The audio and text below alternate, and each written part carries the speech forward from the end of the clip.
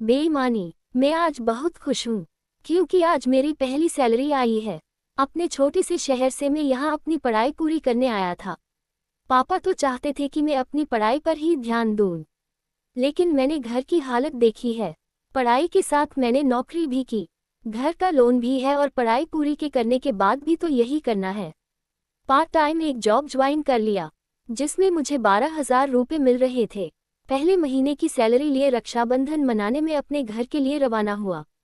घर जाने में मुझे 6 घंटे लगते हैं। ट्रेन का सफ़र रहता है। सैलरी के पैसे मैंने अपने पर्स में रखे थे। त्योहार का समय है, ट्रेन में जगह मिलना मुश्किल की बात है। लेकिन इन सब बातों को अब मैं मुसीबत नहीं मान रहा था, बल्कि इन सब के बावजूद मेरा मन खुश था। जेब में पैसे जो थे, पैसा पास में हो तो खुशी होती ही है। इस बात का मुझे आज एहसास हो गया था। ट्रेन का लोकल डब्बा पूरा भरा था। मेरा स्टॉप लास्ट स्टॉप था। कई स्टेशन पर रुकती ट्रेन मज़े से चल रही थी। प्लेटफॉर्म पर उतरकर मैं भी मज़े लेते कुछ खाते पीते हुए अपनी यात्रा कर रहा था। थोड़ी देर बाद ट्रेन में कुछ जगह हुई और एक सीट मुझे बैठने को मिल गई। खिड़की के पास की सीट थी, तो बाहर की ठंडी गर्म हवा में मेरी आंख कब लग गई मुझे पता भी नहीं चला। करीब 2 घंटे बाद शोर के कारण मेरी आंख खुल गई। अभी मैंने समय देखा तो मेरा स्टेशन करीब 1 घंटे दूर और होगा। प्यास लगी, मैंने पानी की बोतल लेने के लिए कि अपने पेंट की पीछे वाली जेब में हाथ डालकर पर्स निकालना चाहा। मेरी तो जैसे जान ही निकल गई। मेरा पर्स मेरी पॉकेट में नहीं था।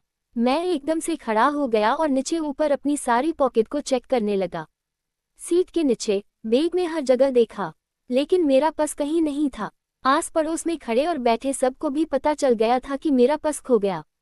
मैंने सबसे पूछा भी, लेकिन सभी का जवाब ना था। सोने के पहले जिस प्लेटफॉर्म पर भी ट्रेन रुकी थी, लगभग हर प्लेटफॉर्म पर मैं ट्रेन के नीचे उतरा था, कुछ ना कुछ लेने। वहां किसी ने मेरा पर्स चोरी कर किया, कोई ट्रेन में भीड़ का फायदा उठाकर पर्स चोरी करके ले गया, मुझे कोई अंदाजा नहीं। कुछ घंटों पहले मैं खुश था, अब वो सारी खुशी मेरी चली गई। पर्स में पैसों के साथ मेरी कुछ आईडी भी थी, जिसके जाने का भी मुझे दुख था। मेरी पहली कमाई जिससे मेरा त्योहार अच्छा होता। सभी के लिए मैंने उन पैसों से कुछ न कुछ लेने का सोच रखा था। मेरे लिए वो पैसे बहुत थे। बस में सर पकड़कर बैठा रहा। मेरा स्टॉप सबसे लास्ट था और वो भी आ गया था। ट्रेन से सब उतरने लगे, मैं बस वही अपनी सीट पर बैठा रहा। सबको जाते हुए उतरते हुए देख रहा था। मैं इतना लापरवाह कैसे हो सकता हूँ, यह मैं सोच रहा था। आखिर मैंने अपने पर्स का ध्यान क्यों नहीं रखा? यही सब सोचकर मैं अपने आप को बार बार कोस रहा था। ट्रेन खाली होने के थोड़ी देर बाद तक मैं वहीं बैठा रहा। फिर आखिरकार मैंने खुद को संभाला। मैं अपनी सीट से उठा और दरवाजे की ओर जाने लगा। आंखें मेरी अब भी यहाँ वहाँ मेरे पर्स को ही खोज रही थी। सोच रहा था कि क्या पता यही कहीं पड़ा होगा मेरा पर्स, इसलिए मैं सब सीट के नीचे एक बार फिर देखते हुए जा रहा था। मेरी नज़र एक पॉलीथिन पर पड़ी जो सीट के नीचे थी। उसको उठाकर मैंने खोलकर देखा।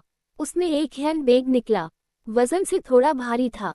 खोलकर मैंने जल्दी से देखा, मेरी आंखें चमक उठी। उसमें कैश था।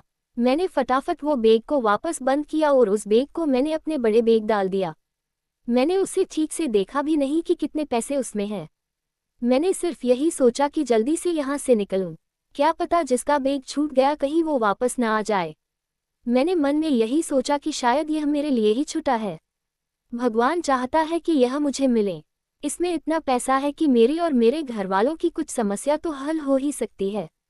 अब मेरी खुशी का कोई ठिकाना नहीं रहा।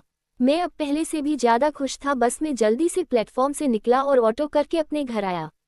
घर आकर पहले मैं सबसे मिला, फिर कुछ समय सबके साथ बात की। फिर अकेले में जाकर मैंने अपना बैग खोला और उसमें से वो बैग निकाला। मैंने उसमें रखे पैसे निकाले, करीब 2 लाख रुपए उस बैग में थे। उसके अलावा एक पर्स। मैंने पर्स खोलकर देखना चाहा, लेकिन इतने में ही कोई बाहर से आवाज़ लगाने लगा, जिस कारण मैंने फिर उसे बंद कर दिया।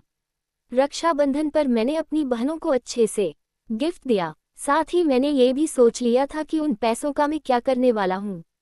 इस बारे में मैंने घर पर कुछ नहीं कहा, सिर्फ मन ही मैंने प्लान बना लिया था। पापा के एक लोन की किश्तें बाकी थी। मैंने उसमें से उन्हें बिना बताए 30,000 रुपये किस्त भर दी। बाकी के पैसों को भी मैं ऐसे ही इस्तेमाल करने वाला था। मैं बस 3 दिन की छुट्टी पर आया था। वापस जॉब और पढ़ाई के लिए लौटने का समय हो गया था। मैं वापस ट्रेन में बैठ गया। इस बार मेरे बैग के साथ उसमें वो छोटा बैग भी था जिसमें करीब 1,60,000 रुपए थे। एक बार मेरा पर्स चोरी होने के बाद अब मैं ज़्यादा सतर्क हो गया हूँ। मुझे नहीं लगता कि अब मैं ऐसी गलती दोबारा करूँगा। मैंने अपना हाथ बैग से हटाया ही नहीं। प्लेटफॉर्म पर नीचे उतरते हुए भी मैं बैग को अपने साथ लेकर गया। करीब आधा सफ़र हो गया था। एक प्लेटफॉर्म पर गाड़ी रुकी। मैंने एक लड़के को जो चाय बेच रहा था बुलाया और बोला कि चाय दें। लड़के ने मुझे चाय भर कर दी और जैसे ही उसने मेरी तरफ देखा वो बिना पैसे लिए बिना कुछ बोले भागा। मैंने उसे आवाज़ लगाई कि भाई छोटू कहाँ जा रहा है, अपने पैसे तो लेकर जा। पर वो भागा ही जा रहा था। कुछ मिनट बाद वो दिखाई देना बंद हो गया, शायद प्लेटफॉर्म के बाहर किसी दुकान में गया था। ट्रेन का समय हुआ, हॉर्न बजा। धीरे धीरे गाड़ी प्लेटफॉर्म से निकलने लगी। तभी वो लड़का फिर से दौड़ता हुआ मेरी खिड़की पर आया। बोला भाई अपना पर्स लो। उसने मेरे हाथ में मेरा पर्स दिया।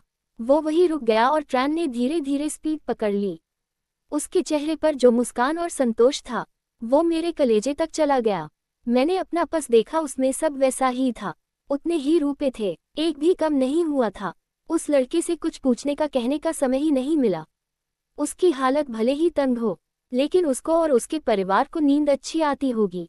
अब मैं ये सोच रहा था कि भगवान अब मुझे क्या दिखाना और सिखाना चाहता है। मैंने एक बैग लिया और उसके पैसे अपने समझे, जबकि एक लड़का मुझसे काफ़ी छोटा मुझे ज़िंदगी की बड़ी सीख दे गया।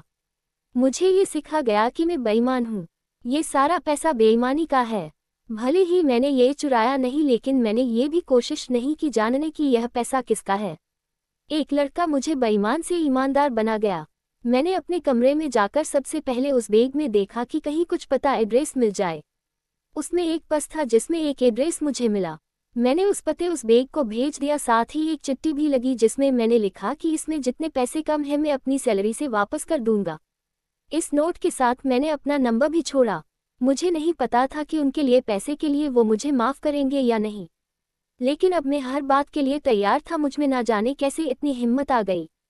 कुछ दिनों में ही उनका फ़ोन आया। बुजुर्ग थे, उन्होंने कहा कि उनके हाथ से यह पैसा ना जाने कहाँ रह गया था, किसने कब लिया उन्हें भी पता नहीं चला। उन्होंने मुझे बहुत दुआ और आशीर्वाद दिया। कहा कि बचे पैसे वापस नहीं दूं तो भी चलेगा, लेकिन मुझे वो वापस देना है। पैसा और बैग मिलने की खुशी, इस शांति के आगे कुछ भी नहीं थी। ये कुछ अलग ही थी। उस लड़के ने मेरी जिंदगी बदल दी। भगवान मुझे ये सीख देना चाहता था।